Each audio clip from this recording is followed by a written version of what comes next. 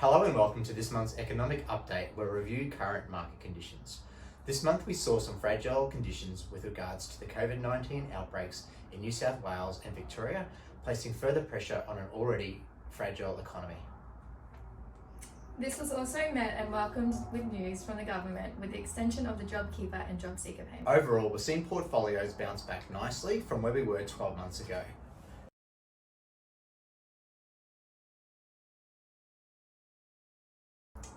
The government's July update gave a good insight to the economic impact of COVID-19.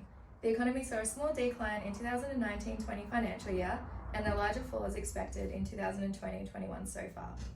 The budget deficit as a result of fiscal spending has increased from $85.8 billion in the 2019-20 year to $184.5 billion in 2021 as a result of the COVID-19 impacts. This has been one of the largest deficits that we've seen since World War II. Right, let's have a look at markets. So we've seen the Aussie continue to be volatile as expected through July. We saw earlier gains of the month eroded on the last day of trading.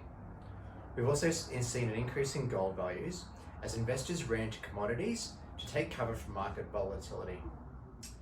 We'll look at cash rate. Cash rate was left unchanged and likely to remain this for a significant number of years to come at 0.25%. We also saw an increase in the Aussie dollar against the greenback, sitting now above 72 cents. We also looked at inflation for the year, for the quarter, it fell 1.9 as we retain our position in the recession, which is the worst it's been since 1931. When we look at consumer sentiment, we look at how optimistic we feel about our finances for the country. This fell from 93.6% to 87.9%. We saw unemployment rates increase from 7.1 to 7.4 in June, which is the highest unemployment rate in 22 years. This is not over yet as it's anticipated to reach 9% by the end of the year. Property prices have remained relatively stable with a small decline of 0.6%, but it is looking positive for the East Coast over the past 12 months. Thanks for tuning in to the economic update for August. If you have any questions, feel free to give us a call.